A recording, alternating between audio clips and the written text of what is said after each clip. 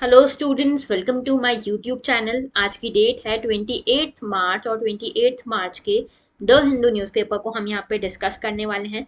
तो आज के द हिंदू एनालिसिस को हम शुरू करें उससे पहले मैं आपको बता दूं कि आप हमसे इन तीन मीडियम्स के थ्रू कनेक्ट कर सकते हो। ये हमारा टेलीग्राम चैनल है, इस पे आपको हमारी डेली लेक्चर्स की पीडीएफ मिल जाएगी। साथ में आप मेल आईडी और ट्विटर के थ्रू भी मुझसे कनेक्ट कर सकते हो। आपकी जो भी क्वेरीज हो रिगार्डिंग यूपीएससी आप उनको इन मीडियम्स के थ्रू रिजॉल्व कर सकते हो। मुझसे डाउट्स वगैरह जो भी पूछने आपको इनके थ्रू भी पूछ सकते हो। ओके, तो शुरुआत करें। देखो 69 डेज बचे हैं सिर्फ प्रीलिम्स में, और 69 डेज बचे यानी कि टाइम कम है, इसीलिए ज़्यादा से ज़्यादा प्रैक्टिस करो। ठीक है, टेस्ट वगैरह लगाओ और जितना हो सके अपनी तैयारी को कंसोलिडेट करने की कोशिश करो। ओके ओके, तो आज के टॉपिक्स देख लेते हैं। तो देखो, ज्योग्राफी में हम बात करेंगे रबर नर्सरीज के बारे में, तो रबर एज अ क्रॉप के बारे में बात करेंगे। और देखो, इसको हम वैसे एग्रीकल्चर वाले टॉपिक में भी रख सकते थे पेपर 3 के। तो क्योंकि आपको पता है यूपीएससी में most of the topics are interlinked with respect to the subjects in papers, तो यहाँ पे दोनों में रख सकते हो आप इसको। GS2 में इंटरनेशनल रिलेशन में म्यांमार कू के बारे में समझेंगे, देखेंगे म्यांमार की स्थिति क्या है आज की डेट में और इंडिया के ऊपर क्या इम्पैक्ट पड़ सकता है। बिम्स्टेक के बारे में देखेंगे। पॉलिटी में देखेंगे इंपॉर्टेंस ऑफ स्ट्रॉन्ग अपोजिशन, तो स्ट्रॉन्ग अपोजिशन की क्या जरूरत है इसके बारे में बात करेंगे। एसटी यानी कि शेड्यूल्ड ट्राइब्स के एफिनिटी टेस्ट के बारे में बात करेंगे। Electronically transmitted postal ballot system के बारे में बात करेंगे। GS3 में इकोनॉमी में बात करेंगे, इंडिया की स्पेस इकोनॉमी के बारे में। एक बहुत ही बढ़िया आर्टिकल एडिटोरियल आया है आज के द हिंदू में, जिसकी बात कर रहा है प्रॉफिट ओवर पब्लिक हेल्थ। तो यहाँ पे जो WTO में ट्रिप्स का वेवर हमने मांगा था उसके बारे में ये पूरा आर्टिकल है। इस आर्टिकल को बिल्कुल सुनना बहुत जरूरी आर्टिकल है। इसमें कुछ 4-5 पॉइंट्स दिए जो आप यूज कर सकते हो अपने मेंस के आंसर्स में। GS4 में आज हमारे पास कुछ भी नहीं है। तो देखो, आज क्योंकि इतने सारे टॉपिक्स ऑलरेडी हो गए, तो जो संडे का हमारा टॉपिक्स थे वो भी छूटे हुए हैं। तो संडे के जो जो भी टॉपिक्स हमारे छूटे हुए हैं वो हम कल यानी कि ट्यूसडे को कवर करेंगे। आज काफ़ी सारे इंपॉर्टेंट आर्टिकल्स थे और मैं एक भी छोड़ना नहीं चाहती थी क्योंकि सारे ही इंपॉर्टेंट है। इसीलिए हम जो कल के आर्टिकल्स बचे हुए हैं उनको हम कल डिस्कस करेंगे यानी कि ट्यूसडे को डिस्कस करेंगे। ओके, तो शुरू करते हैं हमारे पहले आर्टिकल के साथ। म्यांमार कू लीडर वॉर्न्स अपोनेंट्स। तो देखो यहाँ पे हुआ क्या है, पहले शुरुआत से हम स्थिति समझते हैं कि है क्या और अभी क्या न्यूज़ है। तो देखो यहाँ पे क्या हुआ है, म्यांमार म्यांमार कहाँ है, लोकेशन देखते हैं। तो देखो ये है हमारा भारत, यहाँ इंडिया आता है। इंडिया के यहाँ पे ये देख रहे हो, ये नॉर्थ ईस्ट वाला पोर्शन है हमारा इंडिया का। यहाँ पे बांग्लादेश है। ठीक है, ये छोटे से जो आप देख पा रहे हो, ये छोटा सा जो दर्रा दिख रहा है, छोटा सा स्पेस जो दिख रहा है, इसको हम चिकन स्नैक भी कहते हैं। ठीक है, चिकन स्नैक यानी कि सिलीगुड़ी कॉरिडोर भी इसको कहा जाता है, सिलीगुड़ी कॉरिडोर।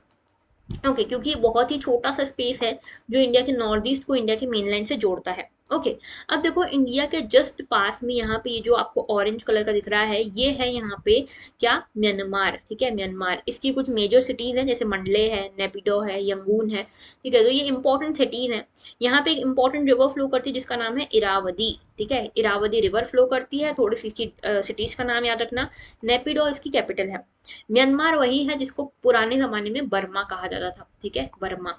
और पहले इसका कैपिटल रंगून हुआ करता था। ठीक है, आपने गाना सुना होगा। ठीक है, क्या नाम है उसका गाने का, मेरे पिया गए रंगून। ऑलराइट, तो यहाँ पे ये म्यांमार वही है। ऑलराइट, अब इसके आसपास की थोड़ी सी लोकेशंस देख लो।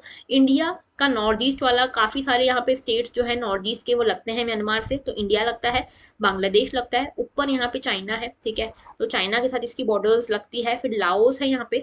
अब यहाँ पे ये ध्यान देना, नॉर्थ जब हम साउथ ईस्ट एशिया पढ़ रहे हैं, ठीक है, तो यहाँ पे देखो कि जो लाओस है ये पूरी तरह से लैंडलॉक्ड है। ठीक है, लाओस पूरी तरह से यहाँ पे लैंडलॉक्ड है, कोई भी ओशन को टच करता नहीं है।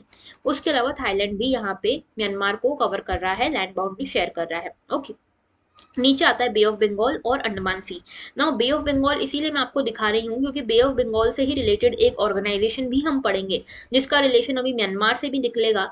तो ये बे ऑफ बंगाल से रिलेटेड जो ऑर्गेनाइजेशन है उसका नाम है बिम्स्टेक। ठीक है, बिम्स्टेक। ऑलराइट, अब देखो हम बात करते हैं कि हुआ क्या है। तो देखो म्यांमार जो है, म्यांमार में काफी ज्यादा पॉलिटिकल अनस्टेबिलिटी चली आ रही है काफी ज्यादा समय से, तो पॉलिटिकली काफी अनस्टेबल है। ठीक है, म्यांमार अब हमारा पड़ोसी है। पहले इसका नाम था यूनियन ऑफ बर्मा। ठीक है। जब ये ब्रिटेन के कॉलोनियलिज्म से आज़ाद हुआ 1948 में, यानी कि हमारे आज़ाद होने के अगले साल ही यहाँ पे 1948 में ब्रिटेन से ये आज़ाद हो गया था और यहाँ पे एक रिप्रेजेंटेटिव डेमोक्रेसी की शुरुआत हुई। ठीक है। यहाँ पे ये रिप्रेजेंटेटिव डेमोक्रेसी चल ही रही थी, लेकिन 1962 में क्या हुआ, यहाँ पे एक मिलिट्री कू हो गया। मिलिट्री कू होने के बाद यहाँ पे एक जो मिलिट्री के जनरल थे, उन्होंने यहाँ पे इसको लीड किया गवर्नमेंट को, जिनका नाम था जनरल यू ने विन। अब ये मिलिट्री कू क्या होता है, जिनको नहीं पता उनके लिए बता देती हूँ। मिलिट्री कू का मतलब होता है तख्ता पलट। तख्ता पलट यानी कि कू मतलब क्या होता है कि जैसे अभी देखो, अभी नॉर्मली एक गवर्नमेंट है, ठीक है, गवर्नमेंट जो इलेक्ट होके आई है वो गवर्नमेंट है, सारी चीजों को गवर्न कर रही है। अगर रातों रात क्या करे आर्मी या मिलिट्री, इनकी इस गवर्नमेंट को ओवरथ्रो कर दे, इस गवर्नमेंट से उनके सारे अधिकार छीन ले, यहाँ पे जो गवर्नमेंट ऑफिशियल है उनको डिटेन कर दे और आर्मी खुद यहाँ पे जो सारी सत्ता है उसको अपने हाथ में ले ले, तो उसको हम कहते हैं कू हो जाना। ठीक है, तख्ता पलट हो जाना। तो यहाँ पे मिलिट्री कू हुआ था सबसे पहले 1962 में। यहाँ पे 1962 में जो मिलिट्री कू हुआ, इसके बाद 1974 में एक नया कॉन्स्टिट्यूशन आया जो कि सोशलिस्ट और आइसोलेशनिस्ट टाइप का था। ओके। यहाँ पे ये सोशलिस्ट और आइसोलेशनिस्ट था, यानी कि म्यांमार जो है जितना भी ट्रेड है वो अपना डोमेस्टिक ट्रेड करेगा, ग्लोबलाइजेशन लिबरलाइजेशन यहाँ पे नहीं होगा। अब क्योंकि इसको इतना आइसोलेट कर दिया गया म्यांमार को इसके नए कॉन्स्टिट्यूशन ने, जो कि मिलिट्री रूल के अंतर्गत आया था, इसके कारण क्या हुआ, काफी ज्यादा इकोनॉमिक डिटोरिएशन होने लगा, करप्शन होने लगा, यहाँ पे इकोनॉमिक पॉलिसी शिफ्ट होने लगी और यहाँ पे म्यांमार की करेंसी नीचे जाने लगी, डिप्रीशिएट होने लगी, फूड शॉर्टेज होने लग गया। अब ये सब जब होगा तो यहाँ पे आपको पता है जब ये सब चीजें होंगी तो यहाँ पे पब्लिक शांति से बैठेगी क्या, नहीं, पब्लिक यहाँ पे डिस्ट्रप्शन क्रिएट करेगी। पब्लिक बहुत डिस्टर्ब हो गई तो वो डिस्ट्रप्शन भी क्रिएट करेगी।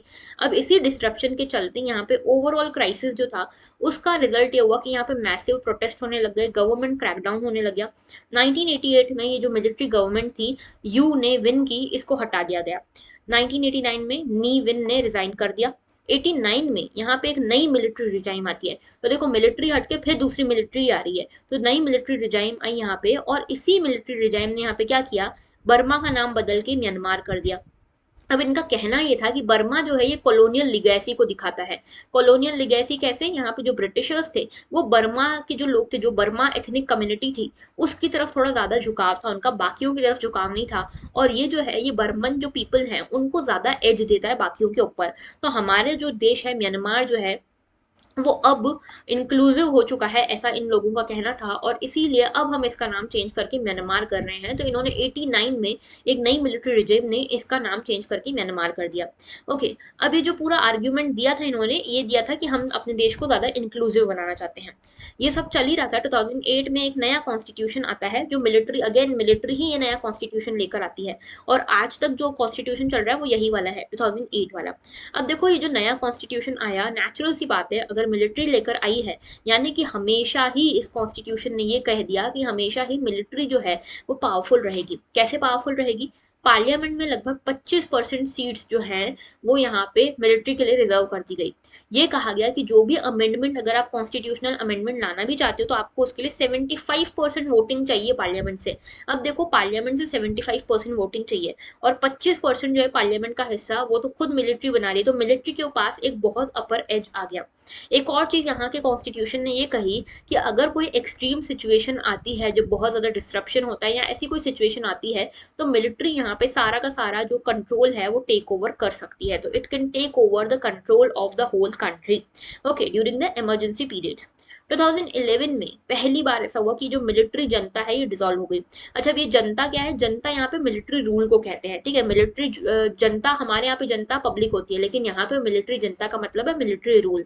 तो यहाँ पे ये मिलिट्री जनता डिसॉल्व हो गई और सिविलियन पार्लियामेंट बना 2011 में। पहली बार 2015 में यहाँ पे सिविलियन इलेक्शन हुए, मल्टी पार्टी इलेक्शन हुए, प्रॉपर डेमोक्रेसी जिस तरह से चलती है उस तरह से यहाँ पे शुरुआत हुई 2015 में। ठीक है, यहाँ पे मिलिट्री जो देखो, यहाँ पे जो 2015 में जो इलेक्शन हुए उसके बाद एक पार्टी जीती जिसका नाम है एनएलडी। ठीक है, इनकी लीडर हैं आंग सान सूकी। ठीक है, आंग सान सूकी जो है, इनकी अभी पिक्चर दिखाऊंगी मैं आपको।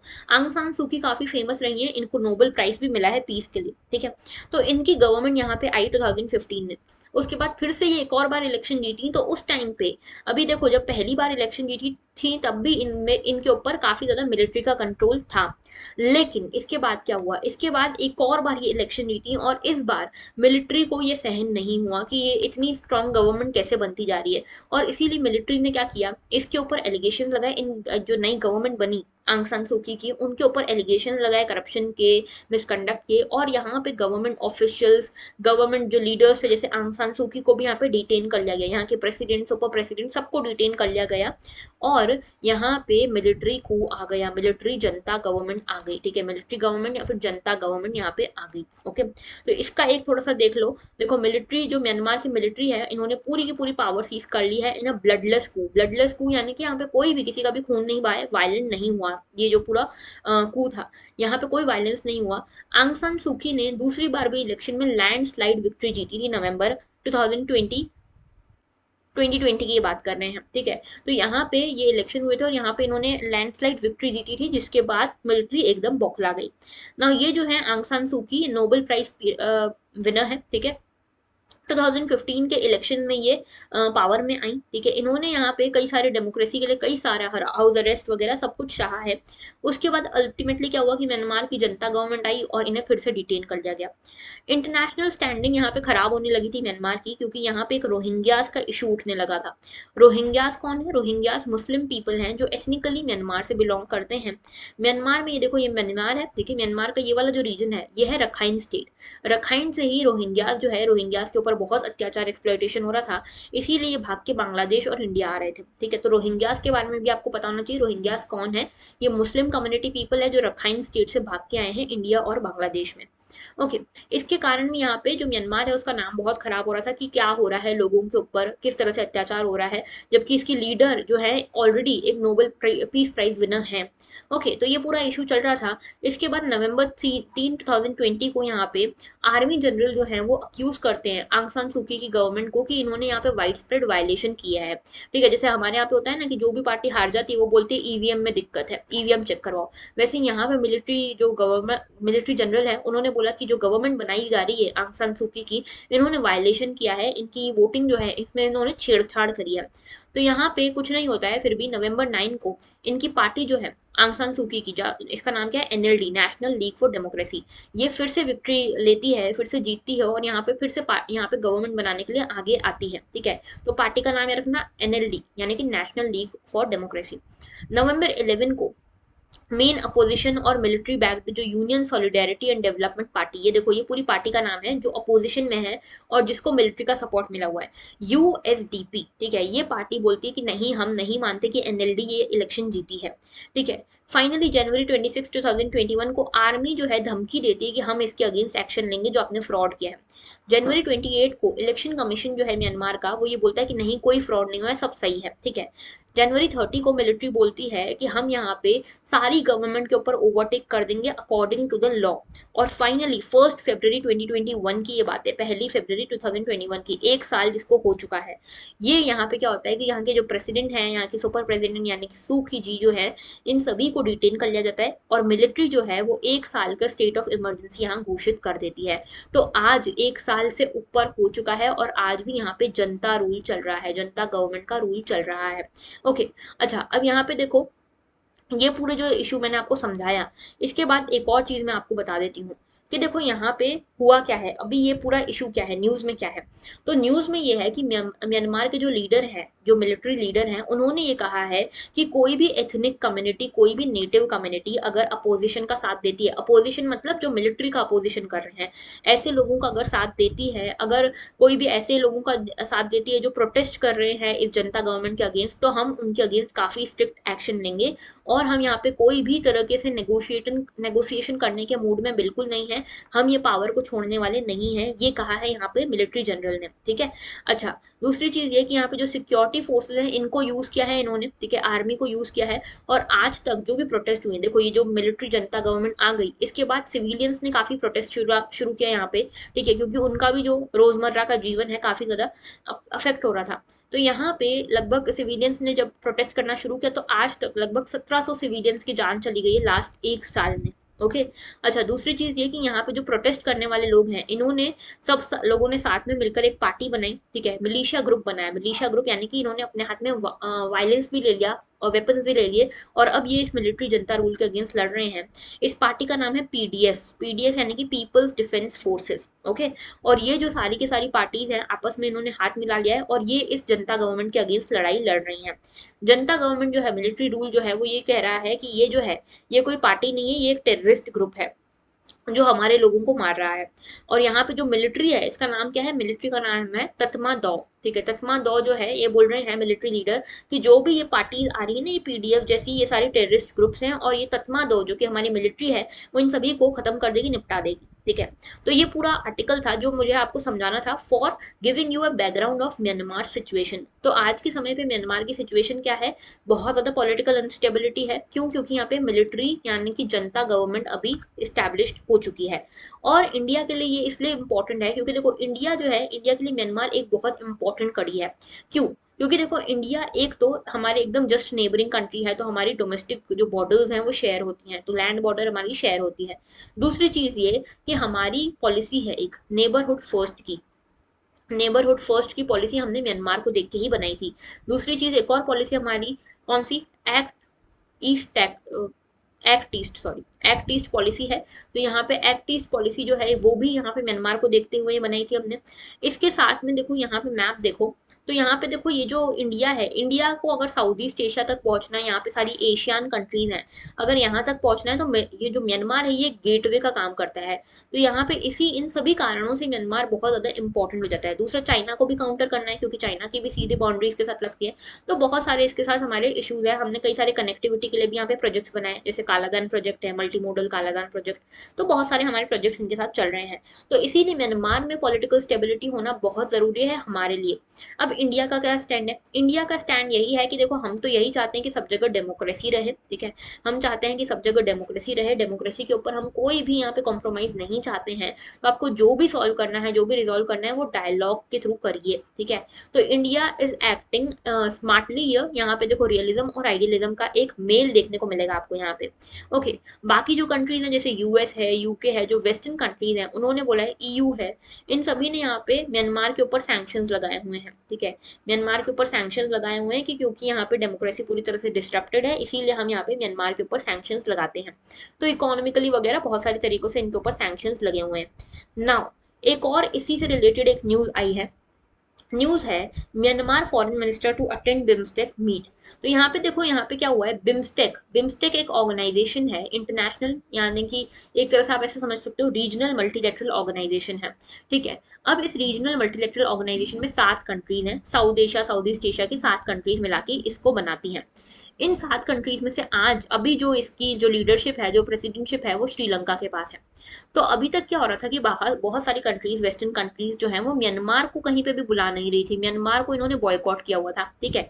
लेकिन श्रीलंका का कहना है कि हम यहाँ पे म्यांमार के जो फॉरेन मिनिस्टर हैं, जो मिलिट्री रूल वाले फॉरेन मिनिस्टर हैं, इनको हमने इन्वाइट किया है, क्योंकि हम ये चाहते हैं कि यहाँ पे हम म्यांमार को आइसोलेट ना करें, इनफैक्ट हम इसको सुधार करने में, इसको रिफॉर्म करने के लिए हम इसको अपने साथ लेकर आए, एसिमिलेट करवाएं। ठीक है। तो यहाँ पे ये चीज कही हुई है। तो थोड़ा सा पहले बिम्स्टेक के बारे में देखते हैं, फिर आएंगे वापस से इस आर्टिकल के ऊपर। तो बिम्स्टेक क्या है? देखो, बिम्स्टेक का फुल फॉर्म है bay of Bengal initiative for multi sectoral technical and economic cooperation. तो यहाँ पे बे ऑफ बंगाल, थोड़ा सा यहाँ पे ध्यान रखना, बे ऑफ बंगाल के आसपास की जो कंट्रीज हैं, वो इसके अंतर्गत आती हैं। ठीक है। तो bay of Bengal initiative for multi sectoral technical and economic cooperation, तो एक ऐसी मल्टीलेटरल रीजनल ऑर्गेनाइजेशन है जो टेक्निकल और इकोनॉमिक कोऑपरेशन के लिए काम करती है। 7 मेंबर कंट्रीज हैं, कौन कौन सी हैं यहाँ पे? देखो, सबसे पहले है Bhutan, Nepal, India, Sri Lanka, Bangladesh, Thailand, Myanmar. ठीक है, कितने हो गए? 7 हो गए। ठीक है। जब ये फाउंड हुआ था 1997 में, जब इसका फाउंडेशन रखी गई थी, तब इसमें सिर्फ 4 कंट्रीज हुआ करती थी। इनका नाम था बिस्ट। बिस्ट यानी कि यहाँ पे थी बांग्लादेश, इंडिया, ठीक है, श्रीलंका और थाईलैंड। ये 4 कंट्रीज थी शुरुआत में, सबसे शुरुआत में तब ये 4 कंट्रीज थी। ठीक है। ये बिस्टेक हुआ करता था, यानी कि 4 कंट्रीज और इकोनॉमिक कोऑपरेशन। बाद में 1997 की ही बात है कि ये एक्ट बना, ठीक है, यानी कि यहाँ पे बिम्स्टेक में म्यांमार और शामिल हो गया था, ठीक है, और तब भी ये सिर्फ इकोनॉमिक कोऑपरेशन था। बाद में जाके लगभग 2004 के आसपास नेपाल और भूटान भी इसमें शामिल हुआ और उसके बाद ये पूरी तरह से बिम्स्टेक बना, ठीक है। यहाँ पे इसका फिर फाउंडेशन जो था, फाउंडेशन प्रिंसिपल इकोनॉमिक कोऑपरेशन के साथ साथ टेक्निकल कोऑपरेशन भी हो गया। फर्स्ट समिट इसकी थाईलैंड में हुई थी, ठीक है, और श्रीलंका जो है अभी इसका करंट चेयर है, तो करंट चेयरपर्सन इसका श्रीलंका है।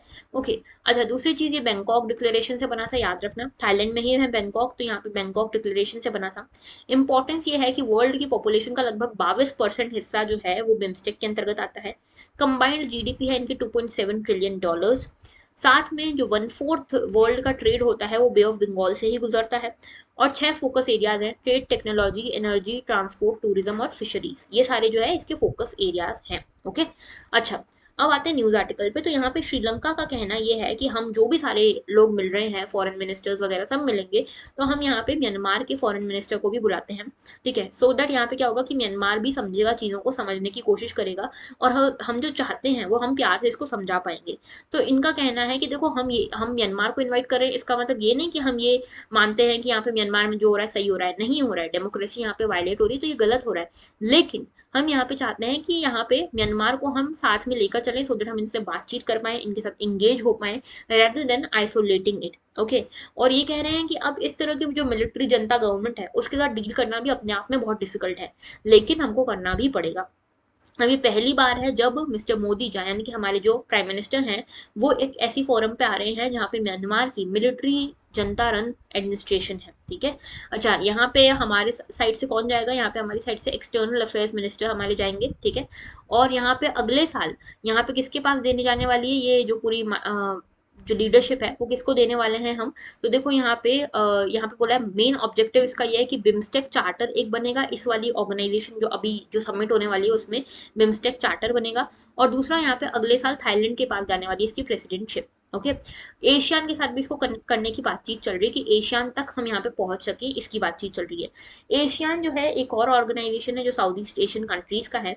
एशियान ने भी ये किया था यहाँ पे पिछली बार, यहाँ पे म्यांमार को इन्होंने बुलाने से मना कर दिया था। इन्होंने बोला था म्यांमार अगर चाहता है अपना रिप्रेजेंटेटिव भेजना तो नॉन पॉलिटिकल रिप्रेजेंटेटिव आप भेजिए, कोई फॉरेन मिनिस्टर, कोई लीडर नहीं चाहिए आपका, आप तो एक नॉन पॉलिटिकल लीडर अपना भेजिए, ठीक है। तो ये पूरी बात है। अब ये जो म्यांमार के ऊपर जो सैंक्शंस लगे हुए हैं यूएस यूके ने लगाए हैं, यहाँ पे इंडिया ने क्लियर कर दिया है कि देखो, इंडिया जो है किसी भी तरह के यूनिलेटरल सैंक्शंस को नहीं मानेगा। तो इंडिया जो है आज की डेट में इंटरनेशनल रेप्यूटेशन जो है काफी अच्छी है इंडिया की, और India is turning out to be quite sovereign in terms of, देखो आजकल क्या है ना, आजकल नियो कॉलोनियलिज्म आ गया है, ठीक है, जिसमें कि कंट्रीज को आप बांधते हो, लेकिन यहाँ पे इंडिया बंध नहीं रहा है, India is turning to be more sovereign. Okay, ये बात थी पूरी। अब देखो नेक्स्ट हमारा इशू है India space economy valued at 36,000 crore. तो छोटा सा आर्टिकल है। आर्टिकल ये है कि जो हमारी स्पेस इकोनॉमी है काफ़ी अच्छा काम कर रही है। अभी हमारी दो इंस्टीट्यूशन ने मिलकर स्पेस इकोनॉमी को यहाँ पे फाइंड किया है कि कितनी स्पेस इकोनॉमी है। तो सेंटर फॉर डेवलपमेंट स्टडीज और IIST यानी कि Indian institute of space science and technology, इन दोनों ने मिलकर ये पता लगाया कि लगभग $5 बिलियन की हमारी इकोनॉमी है 2020-21 तक। तो 2020-21 तक हमारी जो ये आप देख रहे हो ना ये फिगर, इसको याद करने की जगह आप याद रख सकते हो $5 बिलियन की ये इकोनॉमी है, ठीक है, लगभग स्पेस की ही अकेली, ठीक है। और ये जो इसमें जो परसेंटेज है जीडीपी में, हालांकि वो गिरा है, पहले इसका परसेंटेज था 0.26%, ठीक है, अभी इसका परसेंट हो गया 0.19%। ओके, बजट एलोकेशन जो था, budget allocation as a percentage of GDP, ये भी कम हुआ है, ठीक है। हालांकि हमारा budget allocation China, Germany, Italy, Japan से ज्यादा है, लेकिन रशिया, यूएस से आज भी कम है। ओके, अच्छा, अब देखो यहाँ पे ये तो मेन आपको डाटा बताना था। एक यहाँ पे देख लो स्पेस का किस तरह से इवोल्यूशन हो रहा है, स्पेस इंडस्ट्री का किस तरह से इवोल्यूशन हो रहा है। स्पेस 1.0 जब था तब हम एस्ट्रोनॉमी की बात करते थे, एस्ट्रोलॉजी की बात करते थे, तो यहाँ पे इसकी स्टडी होती थी। स्पेस 2.0 आया तब यहाँ पे स्पेस की तरफ यहाँ पे एक रेस शुरू हुई, ठीक है, सबने अपने अपने मिशन भेजे। 1969 में एक और चीज हुई थी, क्या हुआ था, यहाँ पे इसरो बना था हमारे देश में, अपोलो गया था ऊपर मून के ऊपर, ठीक है, तो ये सारी चीजें हुई थी। स्पेस 3.0 में क्या हुआ, ग्लोबल कोऑपरेशन हुआ स्पेस एप्लीकेशन में। तो एक इंटरनेशनल स्पेस स्टेशन बना 1998 में, ठीक है। यहाँ पे क्या हुआ, सभी ने कोऑपरेट किया स्पेस सेक्टर में, और यहाँ पे कोऑपरेशन के थ्रू यहाँ पे इंटरनेशनल स्पेस स्टेशन बनाया। उसके बाद यहाँ पे स्पेस 4.0 तक आने के लिए पहले हमने यहाँ पे एक इंटरमीडिएट स्टेज से होकर निकले हम। यहाँ पे आज हम यहाँ पे ही हैं, ठीक है। यहाँ पे हम क्या कर रहे हैं कि सिर्फ कुछ डेवलप्ड कंट्रीज ही नहीं, कई सारी डेवलपिंग कंट्रीज भी स्पेस सेक्टर में इंटरेस्ट ले रही हैं। और कभी अभी क्या हो गया है, स्पेस नेटवर्क काफी ज्यादा डाइवर्स हो गया है, तो काफी ज्यादा मोटिवेशन है, एक्टर्स चेंज हो रहे हैं, कंटेंट चेंज हो रहा है, रोल्स, टेक्नोलॉजी सब चेंज हो रहा है, ठीक है। जैसे आपको पता है इंडिया भी अब काफी अच्छा कर रहा है स्पेस टेक्नोलॉजी में। स्पेस 4.0 या फिर न्यू स्पेस, ये नया अभी आने वाला है, ये आ चुका है या फिर ट्रांजिशन फेज में ही है। यहाँ पे होगा कमर्शियलाइजेशन, पार्टिसिपेशन एंड इनोवेशन। तो यहाँ पे हम प्राइवेट सेक्टर को भी शामिल करने वाले हैं स्पेस सेक्टर में। तो अकेडमिया हो गया, इंडस्ट्रीज हो गई, सिटीजन हो गए, डिजिटलाइजेशन हो गया, ये सब कुछ इन्वॉल्व होगा इसमें। प्राइवेट सेक्टर को भी हम इन्वॉल्व करने वाले हैं। तो इसी आप इस फिगर को यूज कर सकते हो अपने मेंस के आंसर्स में, काफी हेल्पफुल रहेगा आपके लिए, ठीक है। आगे बात करते हैं। देखो, कांग्रेस के बारे में यहाँ पे एक चीज बोली है। देखो, वैसे मैं पॉलिटिकल न्यूज डिस्कस करती नहीं हूँ हमारे एनालिसिस में, लेकिन ये न्यूज इंपॉर्टेंट है। यहाँ पे नितिन गडकरी जी जो हमारे मिनिस्टर ऑफ ट्रांसपोर्टेशन है, ठीक है, इन्होंने ये कहा है कि यहाँ पे स्ट्रांग कांग्रेस की बहुत ज्यादा जरूरत है इंडिया को। तो ये कह रहे हैं, वैसे देखो पार्लियामेंट में आप देखोगे अभी तक ये देखा जा रहा था कि दो मेजर पार्टीज का रूल हुआ करता था। एक साइड होती थी कांग्रेस, ठीक है, एक साइड होती थी बीजेपी। अब कोई कभी रूल में, कोई कभी अपोजिशन में, ऐसा चलता रहता था। अभी क्या हो रहा है, कांग्रेस बहुत बुरी तरह से यहाँ पे डूबती जा रही है। आपने देखा ही होगा असेंबली के इलेक्शन वगैरह, कहीं पे भी इनको मेजोरिटी प्रॉपरली मिल नहीं पा रही है। तो कांग्रेस की जो हालत है काफी खराब है। ट्रबल्ड वाटर्स में अभी कांग्रेस घुसी हुई है, ठीक है। तो पहले तो चलो ठीक है, कभी रूलिंग पार्टी नहीं बन पाई, लेकिन अपोजिशन में तो हो अच्छी तरह से, लेकिन अपोजिशन भी नहीं बन पा रही है प्रॉपरली। तो यहाँ पे नितिन गडकरी जी ने कहा है कि यहाँ पे कांग्रेस का स्ट्रांग होना बहुत ज्यादा जरूरी है इंडियन डेमोक्रेसी के लिए, क्योंकि एक अच्छा स्ट्रांग अपोजिशन होना बहुत जरूरी है डेमोक्रेसी के लिए। अब अगर कांग्रेस यहाँ पे वीक होती जाएगी, एक प्रॉपर डेमोक्रेसी मेंटेन नहीं होगी, अपोजिशन नहीं होगा तो मेंटेन नहीं होगी, और इसकी जगह लेती जाएंगी कुछ छोटी मोटी रीजनल पार्टीज जो यहाँ पे रीजनल इंटरेस्ट को नेशनल इंटरेस्ट के ऊपर भी रख सकती हैं। तो ये चीज इन्होंने यहाँ पे कही है, और देखो काफी लॉजिकल बात है। यहाँ पे पॉलिटिकल डिस्कशन नहीं हो रहा है, यहाँ पे हम देखो अगर थोड़ा वाइजली डिस्कस करें पॉलिटिकली न्यूट्रल होके, तो कांग्रेस की स्थिति आज सही नहीं है, ठीक है। और इसको बहुत ज़्यादा ज़रूरत है ठीक होने की, तभी यहाँ पे जो रीजनल इंटरेस्ट है वो सप्रेस हो पाएंगे under the countries overall national interest. तो हमको सप्रेस हालांकि नहीं करना है, लेकिन नेशनल इंटरेस्ट से ऊपर हमको रीजनलिज्म को नहीं रखना है, और इसके लिए हमारे पास एक अपोजिशन होना चाहिए ना। देखो अपोजिशन, अगर अपोजिशन पार्टी का स्टेटस मिल जाता है तो काफ़ी ज़्यादा फायदे अपोजिशन पार्टी को भी होते हैं। जैसे कि डिबेट में ज़्यादा पार्टिसिपेट आप कर सकते हो, ठीक है, इंपॉर्टेंट डिबेट्स को कंक्लूड कर सकते हो, शुरुआत कर सकते हो, लीडर ऑफ हाउस जो है उसके बाद आप यहाँ पे बोल सकते हो। जो लीडर ऑफ अपोजिशन होगा उसको यहाँ पे कैबिनेट मिनिस्टर की तक की स्टेटस मिलती है। ओके, तो ये सारे फायदे तो हैं, लेकिन हमारे लिए अपोजिशन पार्टी इतनी इंपॉर्टेंट क्यों है? देखो, सबसे पहली चीज़ तो डेमोक्रेसी की जब हम बात करते हैं तो डेमोक्रेसी में हमको क्या चाहिए? यहाँ पे हम बात करते हैं रूल की, rule by the people, of the people and for the people, ठीक है। लेकिन जब सिर्फ एक ही सिंगल डोमिनेंट पार्टी हो जाती है, सिंगल रूलिंग पार्टी हो जाती है, और अपोजिशन में कोई स्ट्रॉन्ग पार्टी नहीं रहती है, तो यहाँ पे जो सिंगल रूलिंग पार्टी है कई बार ये टायरेंट भी बन सकती है। टायरेंट यानी कि ऑटोक्रेटिक बन सकती है, अपनी मनमर्जी चला सकती है, और इसको रोकने के लिए ही हमको एक स्ट्रॉन्ग अपोजिशन की जरूरत है, ठीक है। स्ट्रॉन्ग अपोजिशन की जरूरत है। मान लो कि ये सिंगल पार्टी टायरेंट नहीं भी बनती है, ठीक है, काफी अच्छे से काम कर भी रही है, अगर एक सिंगल अपोजिशन पार्टी नहीं होगी, नेशनल पार्टी नहीं होगी, तो क्या होगा, कई सारी छोटी रीजनल पार्टीज अपना इसकी जगह ले लेंगी, और जब ये छोटी छोटी रीजनल पार्टीज अपनी जगह ले लेंगी तो यहाँ पे पार्लियामेंट में टसल ज्यादा देखने को मिलेगा rather than constructive work. Okay, और रीजनल पार्टीज क्या है, रीजनल इंटरेस्ट को ऊपर रखेंगे rather than national interest. Okay, अब इसके अलावा देखो यहाँ पे गवर्नमेंट जो है अथॉरिटेरियन ना बन जाए, इसका भी ध्यान रखती है अपोजिशन पार्टी, तो इनके ऊपर एक वॉच रखती है। दूसरी चीज, यहाँ पे जो भी पॉलिसीज गवर्नमेंट बनाती है उसको क्रिटिसाइज करती है, उसको रिफॉर्म करने की कोशिश करती है। तीसरी चीज, आउटसाइड द लेजिस्लेचर भी, जब लेजिस्लेचर के बाहर आते हैं तब भी यहाँ पे मीडिया का, रिपोर्ट्स का यहाँ पे ध्यान ले जाती है पॉलिसीज की तरफ, गवर्नमेंट की पॉलिसीज की तरफ, इनके क्रिटिसिज्म की तरफ। साथ में अपोजिशन पार्टीज जो है उनके पास राइट होता है, right to check the expenditure, तो गवर्नमेंट का एक्सपेंडिचर भी चेक करती हैं, और साथ में कई सारी कमिटीज में भी ये शामिल होते हैं, ठीक है, कमिटीज में भी इनका इन्वॉल्वमेंट होता है। कई सारे बड़े कॉन्स्टिट्यूशनल अपॉइंटमेंट में भी, जो अपॉइंटमेंट करने के लिए कॉन्स्टिट्यूशनल पोस्ट के लिए भी यहाँ पे कई सारी लीडर ऑफ अपोजिशन वगैरह का रोल होता है। उसके अलावा क्वेश्चन आर के दौरान भी अपोजिशन पार्टी क्रिटिसिज्म वगैरह कर सकती है गवर्नमेंट का। तो यहाँ पे कुल मिला के गवर्नमेंट को एकदम चेक में रखने के लिए, बैलेंस में रखने के लिए अपोजिशन पार्टी बहुत इंपॉर्टेंट है। ओके, मेंस के लिए इंपॉर्टेंट टॉपिक है। ऑलराइट, अच्छा, नेक्स्ट हमारा है, देखो ये प्रीलिम्स और मेंस दोनों के लिए इंपॉर्टेंट है। यहाँ पे ये पूरा आर्टिकल क्या है, देखो आर्टिकल ये है कि सुप्रीम कोर्ट के पास एक पिटीशन गई कि यहाँ पे जो एसटीज हैं यानी कि शेड्यूल्ड ट्राइब्स हैं, कैसे पता लगाओगे कि कौन कौन शेड्यूल्ड ट्राइब में आएगा। ठीक है, आपको मान लो सर्टिफिकेट बनाना है, कैसे पता लगाओगे कि ये पर्सन एसटी है कि नहीं है। इसका कोई प्रॉपर क्राइटेरिया दिया नहीं है गवर्नमेंट ने। ठीक है, लेकिन यहाँ पे कुछ सालों पहले एक टेस्ट आई थी जिसका नाम था एफिनिटी टेस्ट। ये एफिनिटी टेस्ट जो थी, ये पता लगाती थी कि जो भी पर्सन है, ठीक है, वो पर्सन अपने जो ट्राइब है जिसके साथ भी वो क्लेम कर रहा है कि मैं इस ट्राइब का हिस्सा हूँ, उसके साथ कल्चरली कितना जुड़ा हुआ है, कितना ज़्यादा यहाँ पे उसकी जो तरीके हैं, एंथ्रोपोलॉजिकल तरीके हैं, या फिर जो भी उसके पिक्यूलियर तरीके हैं, एथनोलॉजिकल ट्रेट्स हैं, वो उसके साथ ट्राइब के साथ मिलते हैं कि नहीं, मेल जोल है कि नहीं उनका, उस बेसिस पे उसको एसटी का टाइटल मिलता था। ठीक है, तो अभी सुप्रीम कोर्ट ने लेकिन ये कहा है कि जरूरी नहीं है कि हर इंडिविजुअल जो चाहता है एसटी का जो शेड्यूल ट्राइब का पार्ट है वो, और वो क्लेम करता है, ये जरूरी नहीं है कि आज के समय में भी उसका कल्चर, उसकी मैरिज, उसकी डेथ सेरेमनी वगैरह सब कुछ जितने भी रिचुअल है वो उस पुरानी एसटी कम्युनिटी से सेम हो, मेल खाते हो। क्योंकि आज के टाइम पे काफी अर्बनाइजेशन हो रहा है, एसिमिलेशन हो रहा है इन ट्राइबल कम्युनिटीज का, तो इसीलिए हो सकता है चेंज आ जाए। और ये एकदम सही तरीका नहीं है, एफिनिटी टेस्ट एकदम सही तरीका नहीं है इस तरह के क्लेम्स को हम अगर टेस्ट करना चाहते, वेरीफाई करना चाहते तो उसके लिए।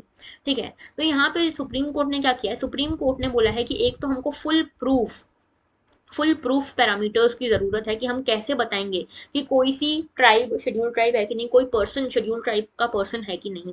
ठीक है, पहली चीज। दूसरी चीज यहाँ पे ये बोला है कि ये जो एफिनिटी टेस्ट है, ये बेसिकली टेस्ट क्या करती है कि आपका कितना लाइकलीहुड है, लाइकलीहुड कितना है कि आप उस ट्राइबल कम्युनिटी से कितना मेल खाते हो इन terms of migration, in terms of cultural activities, in terms of rituals, ये सब में आप कितना मेल खाते हो। लेकिन अभी क्या हो रहा है कि माइग्रेशन इतना हुआ है, अर्बनाइजेशन हुआ है, ट्रेडिशनल कैरेक्टरिस्टिक्स धीरे धीरे खत्म होते जा रहे हैं। इसके लिए यहाँ पे ये एफिनिटी टेस्ट बिल्कुल प्रॉपर तरीके से हो सके, इंपॉर्टेंट जरूरी नहीं है। दूसरी चीज ये कि इसको मैटर ऑफ इंपॉर्टेंस कहा है जुडिशरी ने, सुप्रीम कोर्ट ने। तीसरी चीज, सेंसस 2011 के हिसाब से एसटी पॉपुलेशन हमारे देश में लगभग 8.6% है। ठीक है, 8.6% हमारी पॉपुलेशन एसटी है, और लगभग 11% से भी ज्यादा जो पॉपुलेशन है हमारी रूरल एरियाज में वो ट्राइबल है। आज की डेट में लगभग 705 कम्युनिटीज को शेड्यूल ट्राइब का यहाँ पे टैग मिला हुआ है। एक चीज याद रखना है कि जो शेड्यूल ट्राइब का टैग है ना, ये यहाँ पे स्टेट बेसिस पे दिया जाता है, सेंटर बेसिस पे या फिर नेशनल लेवल पे नहीं दिया जाता। ओके, अच्छा, ये जो एफिनिटी वाला क्लॉज है ये 2009 में आया था। ठीक है, इंटीग्रल पार्ट माना गया था इसको वेरिफिकेशन का, कास्ट सर्टिफिकेट्स का। 2011 में सुप्रीम कोर्ट ने बोला कि देखो जरूरी नहीं है कि ये एफिनिटी टेस्ट हर जगह सही हो, इसीलिए हमको और ज्यादा इसको डिटेल में समझने की जरूरत है। अब यहाँ पे सुप्रीम कोर्ट ने एक चीज बोली है, यहाँ पे जो लार्जर बेंच है, ठीक है, इसके पास हम इस मैटर को भेज रहे हैं सो दैट ये लार्जर बेंच ये डिसाइड कर सके कि कौन से एक्चुअल पैरामीटर्स होंगे एसटीज को यहाँ पे डिफाइन करने के लिए, आइडेंटिफाई करने के लिए। ओके, तो ये पूरा आर्टिकल था। थोड़ा सा देख लो शेड्यूल ट्राइब्स के बारे में। तो शेड्यूल ट्राइब जो है पहली बार कॉन्स्टिट्यूशन ऑफ इंडिया में कहाँ पे अपीयर हुआ, 366 आर्टिकल नंबर में। तो 366 आर्टिकल नंबर 25th क्लॉज में ये डिफाइंड है कि शेड्यूल ट्राइब्स कौन होंगी, वो सभी ट्राइब्स जिसको आर्टिकल 342 में रखा गया है। ठीक है, तो जो भी ट्राइब्स के नाम आर्टिकल 342 में आते हैं वो सभी ट्राइब्स शेड्यूल ट्राइब होंगी, ये देती है 366 वाली डेफिनेशन, इसका आंसर। 342 में ये लिखा हुआ है that which reproduced below prescribes procedure to be followed in matters of specification of scheduled tribe। तो जिस भी शेड्यूल ट्राइब को यहाँ पे स्पेसिफाई किया जाएगा उसको यहाँ पे प्रॉपर मैटर को, यहाँ पे प्रॉपर लॉ को फॉलो करना पड़ेगा, अपने आप को रिप्रोड्यूस करना पड़ेगा in accordance to this criteria. First specification scheduled tribe in relation to particular state or union territory is notified by the order of president after consultation by the state government। तो जब भी पहली बार schedule tribe को शामिल किया जा रहा होता है ये आर्टिकल नंबर 342 वाली लिस्ट में, तो उसमें प्रेसिडेंट शामिल करते हैं आफ्टर द रिकमेंडेशन या after the consultation with state government. Okay, ये जो ऑर्डर है इनको सब्सिक्वेंटली मॉडिफाई भी किया जा सकता है पार्लियामेंट के एक्ट के थ्रू। ओके, और जो ये सारा जो लिस्टिंग होती है शेड्यूल्ड ट्राइब्स की, वो स्टेट या यूनियन टेरिटरी के बेसिस पे होती है, ना कि इंडिया बेसिस पे। तो ये चीजें याद रखना, आर्टिकल 342 और आर्टिकल 366 क्लॉज 24 25 सॉरी, ये याद रखना। ओके, नेक्स्ट हमारा आर्टिकल है the move to ease voting for overseas citizen. तो बेसिकली ये पूरा आर्टिकल किसके बारे में बात करता है, यहाँ पे बात की हुई है कि जो ओवरसीज सिटीजन है, जो बाहर रहते हैं, अब्रॉड में रहते हैं, एनआरआई हैं, वो किस तरह से वोटिंग करेंगे। तो यहाँ पे इलेक्शन कमीशन ने एक सुझाव दिया है कि हम इनके लिए भी ये वाला सिस्टम यूज कर सकते हैं, ईटीपीबीएस, यानी कि electronically transmissible postal ballot system. हम इनके लिए भी ये सिस्टम यूज कर सकते हैं। तो अभी तक क्या हो रहा है, पहले 2010 के पहले क्या था कि अगर कोई भी पर्सन इंडिया के बाहर जाता है, एनआरआई है, 6 महीने से इंडिया नहीं लौटा है, अपनी कॉन्स्टिट्यूएंसी में नहीं लौटा है, तो उसका नाम कॉन्स्टिट्यूएंसी वाला जो रोल होता था, इलेक्टोरल रोल, उसमें से हटा दिया जाता था। 2010 में आरपीए एक्ट यानी कि रिप्रेजेंटेशन ऑफ पीपल्स एक्ट में बदलाव हुए। 2010 में ये डिसाइड किया गया कि अगर कोई भी पर्सन चाहे तो इन पर्सन आके ये वोटिंग दे सकता है, मतलब वो आए अपनी कॉन्स्टिट्यूएंसी में वोट दे और चला जाए, ऐसा कर सकते हो आप। ठीक है। बाद में यहाँ पे क्या हुआ कि बहुत खर्चा वगैरह होने लगा और लोग ज्यादा इंटरेस्ट दिखाते नहीं थे, जितने भी थे थोड़े बहुत लोग जो इन पार्टिसिपेट करते भी थे, केरला से पार्टिसिपेट करते थे। तो यहाँ पे गवर्नमेंट जो है 2017 में एक और प्रपोजल लेके आई कि देखो एक बिल लेकर आए, इन्होंने बोला कि एक काम करो, तुम वापस खुद मत आओ, अब्रॉड से तुम मत आओ वोट देने, तुम अपना एक प्रॉक्सी रख लो। जैसे हम स्कूल कॉलेज में जाते हैं तो अटेंडेंस कभी बाद में लोग क्लास वगैरह बंक हो गई, तो यहाँ पे क्या बोलते हैं, दोस्तों को बोलते हैं अटेंडेंस लगा देना हमारी, तो वो कौन होता है, हमारा प्रॉक्सी होता है। वैसे ही यहाँ पे प्रॉक्सी, जो भी पर्सन अब्रॉड में बैठा हुआ है उसको यहाँ पे वोटिंग करनी है, तो वो अपना एक प्रॉक्सी अपॉइंट कर सकता है जो उसी कॉन्स्टिट्यूएंसी से बिलोंग करे, और वो प्रॉक्सी उसके बिहाफ पे, जो पर्सन अब्रॉड में बैठा है उसके बिहाफ पे यहाँ पे वोट डालेगा। लेकिन ये जो पूरी बिल थी ये प्रॉपरली पास हो नहीं पाई थी, ये काम यहीं अटक गया। अभी इलेक्शन कमिश्नर ने ये कहा है, इलेक्शन कमिश्नर ऑफ इंडिया ने कहा है कि ये जो पूरी हमने जो ईटीपीबीएस वाला सिस्टम है, electronically transmissible public ballot system वाला जो पूरा सिस्टम है, इसको हम यहाँ पे स्टार्ट कर सकते हैं ओवरसीज सिटीजन के लिए भी। अभी जो है ये सर्विसमैन के लिए यूज होती है, सर्विस वोटर्स के लिए, जो कि आर्म्ड फोर्सेस में इन्वॉल्व हैं या फिर आर्मी एक्ट जिनके ऊपर लगता है, वो सभी लोग जो है सर्विस वोटर हैं, और वो इस तरह से electronically transmitted postal ballot system का यहाँ पे फायदा उठाते हैं। अब देखो ये सिस्टम क्या है, ये सिस्टम ऐसा बोलता है कि जो रिटर्निंग ऑफिसर रहेंगे, रिटर्निंग ऑफिसर आपको, आप बता दो जब आपको, अगर इलेक्शन जब भी घोषित हुआ उसके 5 दिन में आप बता दो कि अगर आपको वोटिंग करनी है और आप वहां पे पहुंच नहीं पाओगे, तो आप ये बता दो, ओवरसीज सिटीजन हो या सर्विस वोटर हो, बता दिया आपने रिटर्निंग ऑफिसर को विद इन 5 डेज। अभी रिटर्निंग ऑफिसर क्या करेगा, आपको एक बैलेट भेजेगा, ठीक है, पोस्टल बैलेट भेजेगा इलेक्ट्रॉनिकली। इस पोस्टल बैलेट को आप भरो, ठीक है, फिल करो, आपको किसको वोट करना है ये करो। उसके बाद यहाँ पे गेजेटेड ऑफिसर के साइन लो, ठीक है, उनके साइन लेकर आप इसको वापस से मेल कर दो रिटर्निंग ऑफिसर को ही, और रिटर्निंग ऑफिसर तक ये पहुंच जाना चाहिए रिजल्ट के दिन के पहले तक, ठीक है, रिजल्ट के दिन जो सुबह 8 बजे होती है उस तक पहुंच जाना चाहिए।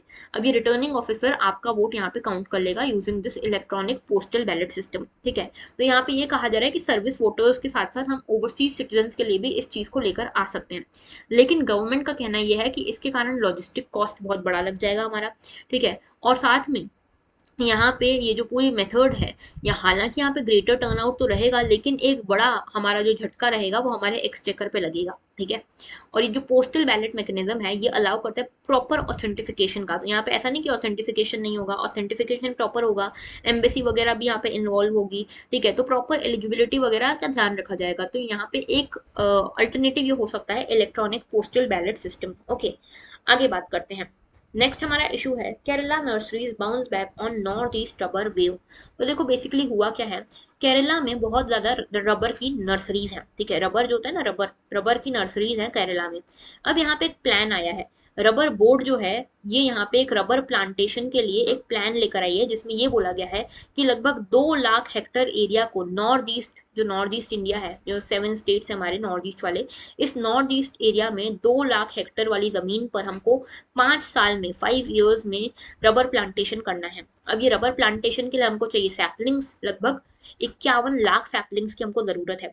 और ये 51 लाख सैपलिंग हमको कहाँ से मिलेंगी, ये केरला की नर्सरीज से मिलेंगी। तो केरला की नर्सरीज जो अभी तक ठप पड़ी थी, वो सब जो है उनमें एक उछाल आया है, डिमांड बढ़ी है रबर सैपलिंग्स की। क्यों? क्योंकि नॉर्थ ईस्ट में 2 लाख हेक्टर एरिया को हमको रबर प्लांटेशन में कन्वर्ट करना है विद इन 5 ईयर्स। तो थोड़ी सी बात कर लेते हैं रबर की, रबर एज अ क्रॉप की थोड़ी सी बात कर लेते हैं। तो देखो रबर क्या है, एक इक्वेटोरियल क्रॉप है, ठीक है, इक्वेटोरियल क्रॉप है, और यहाँ पे ये स्पेशल कंडीशंस में उगता है। कैसे?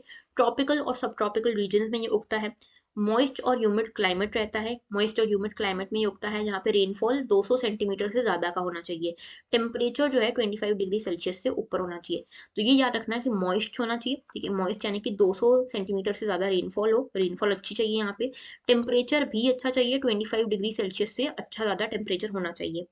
दूसरी चीज़, ये इंडस्ट्रियल रॉ मटेरियल के लिए यूज़ होता है, जैसे ऑटोमोबाइल सेक्टर हो गया, जो ये पेंसिल वगैरह, स्केच स्टेशनरी वगैरह बनती है, उसमें भी काफ़ी काम आता है इसका। केरला, तमिलनाडु, कर्नाटक, अंडमान निकोबार, मेघालय की गारो हिल्स, यहाँ पे सब जगहों पे उगाया जाता है। इंडिया जो है फिफ्थ आता है वर्ल्ड के नेचुरल रबर प्रोड्यूसर्स में, ठीक है। तो देखो इस तरह से यहाँ पे ये रबर जो है ये लेटेक्स के फॉर्म में इस तरह से गिरता है और इसको फिर यहाँ पे प्रोसेस वगैरह करके रबर बनाया जाता है। तो थोड़ा सा ये याद रखना कि यहाँ पे केरला जो साउथ वाला रीजन है यहाँ पे, और नॉर्थ ईस्ट वाले रीजन में रबर उगाया जाता है। जो ये मेथड्स हैं, जो ये एलिजिबिलिटीज हैं, क्राइटेरिया हैं मॉइस्चर टेम्परेचर के, इसके बारे में थोड़ा सा ध्यान रखना। अब देखो यहाँ पे ये पूरी ये मैप में आप देख रहे हो, ये साउथ इंडिया में कर्नाटक, आंध्र प्रदेश, केरल, तमिलनाडु में उगाया जाता है, और नॉर्थ ईस्ट वाले रीजन में इसको उगाया जाता है। ये जो है ये लेटेक्स के फॉर्म में कलेक्ट किया जाता है किसी ट्री से। इस ट्री का नाम है हेविया ब्रेसिलियनेसिस, ठीक है। इसका नाम आप खुद ही समझ लो, ब्रेसिलियनेसिस, ठीक है।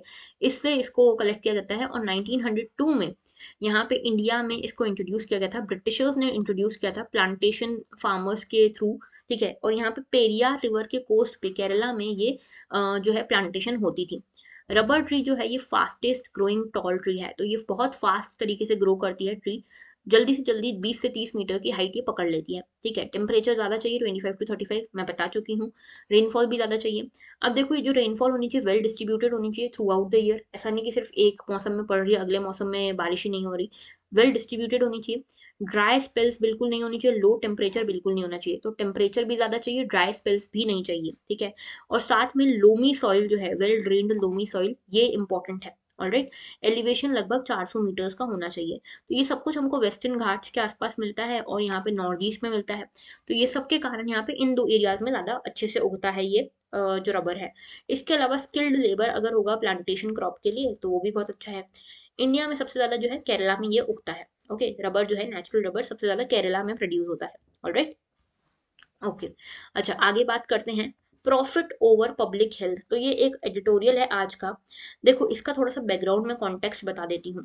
देखो बैकग्राउंड ये है कि जब कोविड आया तो देखा गया कि कुछ ही कंट्रीज, कुछ डेवलप्ड कंट्रीज ही थी जिनके पास सारे मेडिसिन, वैक्सीन वगैरह सब कुछ है। तो इन डेवलप्ड कंट्रीज के पास ही सिर्फ ये मेडिसिन और वैक्सीन थे। अब ये डेवलप्ड कंट्रीज जो हैं, डेवलपिंग कंट्रीज को ये मेडिसिन और वैक्सीन देने को तैयार तो थी, लेकिन काफी ज्यादा हाई रेट्स पे। अभी जो डेवलपिंग कंट्रीज हैं या अंडर डेवलप्ड कंट्रीज हैं, इतना पैसा कहाँ से लाएंगे कि ये इतना बड़ी बड़ी वैक्सीन वगैरह खरीद सकें। तो यहाँ पे क्या हुआ कि इंडिया और साउथ अफ्रीका, इन दो कंट्रीज ने बोला WTO यानी कि वर्ल्ड ट्रेड ऑर्गेनाइजेशन को ये बोला कि देखो अभी क्या हो रहा है कि डेवलप्ड कंट्रीज की जो फार्मा वाली जो कंपनीज है, फार्मास्यूटिकल कंपनीज है, ये इन मेडिसिन और वैक्सीन को डेवलप कर रही हैं, और इसके बदले ये पेटेंट, ट्रेड सीक्रेट वगैरह जो भी इंटरनेशनल, सॉरी, जो इंटेलेक्चुअल प्रॉपर्टी राइट्स हैं, ये सब ये क्लेम कर रही हैं। तो इसके चक्कर में जो छोटी कंट्रीज हैं, डेवलपिंग कंट्रीज हैं, हम इन मेडिसिन और वैक्सीन को बना नहीं पा रहे और हमारे पास इनकी अफोर्डेबिलिटी भी नहीं है, तो हम कैसे करेंगे। और यहाँ पे ग्लोबल इनिक्विटी क्रिएट हो रही है, ग्लोबल इनिक्विटी क्रिएट हो रही है, कोविड वाली जो वैक्सीन वगैरह सबको नहीं मिल पा रही है। और इसी का असर है कि यहाँ पे second wave, third wave, fourth wave ये सब आती जा रही है, ठीक है। क्योंकि आप डेवलप्ड कंट्रीज में तो आपने इसको खत्म कर दिया, लेकिन डेवलपिंग कंट्रीज में अभी भी है, और डेवलपिंग कंट्रीज में तो पूरे वर्ल्ड में फैलेगा। ओमिक्रॉन भी तो ऐसे ही फैला था ना। ओमिक्रॉन कहाँ से शुरू हुआ? अफ्रीका से शुरू हुआ और पूरे वर्ल्ड में फैल गया। तो यहाँ पे ये सब चीजें हो रही है। तो ऐसे में इंडिया और साउथ अफ्रीका गए WTO के पास। इन्होंने बोला जो ट्रिप्स है, ट्रिप्स आपका जो एग्रीमेंट है जिसके अंतर्गत आप पेटेंट वगैरह यहाँ पे इंटेलेक्चुअल प्रॉपर्टी राइट्स देते हो, इसको वेव कर दो थोड़े टाइम के लिए। वेव कर दो यानी कि इसके अंतर्गत हमको छूट दो कि हम इन मेडिसिन और वैक्सीन को बना सकें जिनका पेटेंट वगैरह लिया हुआ है इन डेवलप्ड कंट्रीज की फार्मास्यूटिकल्स कंपनीज ने। तो यहाँ पे WTO ने के पास ही जब ये प्रपोजल लेकर गए तो डेवलपिंग कंट्रीज ने तो यहाँ पे सपोर्ट किया इस प्रपोजल को, लेकिन EU हो गया, US हो गया, ये बिल्कुल बीच में आ गए। इन्होंने बोला नहीं नहीं, ऐसे कैसे। ये बीच में क्यों आए? क्योंकि इन्हीं की ये मैन्युफैक्चरिंग कंपनीज थी जिनको बहुत ज्यादा प्रॉफिट हो रहा था कोविड के टाइम पे। क्योंकि सिर्फ इन्होंने ही बनाई थी दवाइयाँ और वैक्सीन, ठीक है, तो ये प्रॉफिट कमाना चाहते थे। इसीलिए ईयू और यूएस ने बोला नहीं नहीं नहीं, ऐसा मत करो, डब्ल्यूटीओ के अंतर्गत हम ट्रिप्स वेवर नहीं दे सकते। लेकिन अभी क्या हुआ, अभी बहुत क्रिटिसिज्म वगैरह हुआ, बहुत सारी वेव्स आ गई, लोगों की जान चली गई, और लगभग लगभग कोविड देखो धीरे धीरे डिक्लाइन तो हो ही रहा है। अब जाके यूएस माना है, ईयू माना है, और इन्होंने बोला ठीक है चलो हम दे देंगे वेवर। लेकिन ये वेवर जो देंगे ना, इसमें कुछ कंडीशन है। पहली कंडीशन ये कि सिर्फ वैक्सीन के लिए वेवर देंगे, मेडिसिन वगैरह के लिए वेवर नहीं दे रहे हैं। दूसरी कंडीशन ये कि ये हम सिर्फ उन कंट्रीज को देंगे जो डेवलपिंग कंट्रीज हैं, जो लगभग 10% जो है एक्सपोर्ट्स में शामिल होती हैं वर्ल्ड के। तो लीस्ट डेवलप्ड कंट्रीज को इसमें शामिल नहीं किया गया, और भी कई सारी चीजें बोली गई। तो अब इसके क्या क्या ड्रॉबैक्स हैं, ये जो नया इन्होंने राजी हुए हैं यूएस और ईयू, ये जो राजी हुए हैं इस वेवर को देने के लिए, इसके साथ क्या क्या कंडीशंस लेकर आए हैं, और किस तरह से ये बिल्कुल काम के नहीं बचे, ठीक है, बिल्कुल काम का नहीं बचा है ये एग्रीमेंट, इसको देखेंगे। तो देखो यहाँ पे पूरा कॉन्टेक्स्ट मैं आपको समझा चुकी हूँ। पहली चीज ये बोलते हैं कि यहाँ पे जो वैक्सीन है सिर्फ उनको शामिल किया गया है, मेडिसिन को शामिल नहीं किया गया है। अब मेडिसिन को शामिल नहीं किया गया है तो ट्रिप्स वेवर की क्या मतलब। अभी देखो वैक्सीन तो सबके पास ही आ गई है आपके आज की डेट में। अब वैक्सीन का क्या करें हम, तुमने पेटेंट हटा भी दिया तो हम क्या करें, हम वैक्सीन तो हमने अपनी भी डेवलप कर ली है, इंडिया में आपको पता है वैक्सीन डेवलप हो चुकी है। जरूरत तो मेडिसिन की है ना, तो मेडिसिन यहाँ पे अगर पेटेंट हटाए तो बात है। दूसरी चीज यहाँ पे ये जो प्रपोजल है, ये सिर्फ पेटेंट की बात करता है, सिर्फ जैसे देखो इंटेलेक्चुअल प्रॉपर्टी राइट्स में कई सारी चीज आती है, पेटेंट होता है, कॉपीराइट होता है, ट्रेड सीक्रेट होता है, बहुत सारी चीज होती है। यहाँ पे सिर्फ आपने पेटेंट हटाने की बात करी है। ट्रेड सीक्रेट वगैरह तो अभी भी है, तो ट्रेड सीक्रेट वगैरह को हम यहाँ पे यूटिलाइज ही नहीं कर सकते, ठीक है। तीसरी चीज इन्होंने बोली है कि यहाँ पे ये जो पूरा आर्टिकल है, ये जो पूरी चीजें हैं, यहाँ पे कंपलसरी लाइसेंसिंग को अलाउ करती है। कंपलसरी लाइसेंसिंग क्या होती है कि मान लो कि ये कोई इंडस्ट्री है ए, ये फार्मास्यूटिकल इंडस्ट्री है, इसने ये वैक्सीन बनाई है, ठीक है, या फिर कोई भी मेडिसिन बनाई है। अब एक कंट्री है, मान लो ABC ये कंट्री है, इसमें बहुत ज़्यादा एक्सट्रीम सिचुएशन आ गई, बहुत ज़्यादा डिसीजेज आ गए। अब ये ए कंट्री का यहाँ पे कंपलसरी जो लाइसेंसिंग है, ये वाले प्रोविजंस के थ्रू क्या हो सकता है कि यहाँ पे दूसरी जो कंपनीज है उनको भी दिया जा सकता है ये परमिशन कि आप भी बनाओ ये वैक्सीन, ठीक है। तो ये कंपलसरी लाइसेंसिंग का प्रोविजन तो है, लेकिन यहाँ पे कई सारी यहाँ पे रिस्ट्रिक्शंस भी हैं कि अगर जो भी कंट्री कंपलसरी लाइसेंसिंग यूज़ करेगी वो ज़्यादा एक्सपोर्ट नहीं कर सकती। जो कंपलसरी लाइसेंसिंग के थ्रू जो भी इन्होंने प्रोड्यूस बनाया है उसको एक्सपोर्ट नहीं करेगी। एक्सपोर्ट करेगी तो किसको एक्सपोर्ट कर रही है, कौन सी कंपनी एक्सपोर्ट कर रही है, सब चीज़ें आपको WTO को बतानी पड़ेगी। तो काफ़ी ज़्यादा ट्रांजैक्शन कॉस्ट यहाँ पे बढ़ रहा है, प्रोसीजरल रिक्वायरमेंट्स बहुत ज़्यादा हैं, और इसके लिए जो पूरा एफर्ट है वो डिफीट हो जाता है, ठीक है। दूसरी चीज़ें जो ये ट्रिप्स वाली जो आपको एग्रीमेंट के अंतर्गत ट्रिप्स एग्रीमेंट वेव ऑफ करा गया है, कंपलसरी लाइसेंस वगैरह दिया गया है, ये प्रोडक्ट बाय प्रोडक्ट बेसिस पे है। मतलब हर प्रोडक्ट के बाद आपको ये बताना पड़ेगा कि आप किस किस को यहाँ पे ये चीज़ें सपोर्ट कर रहे हो, प्रमोट कर रहे हो।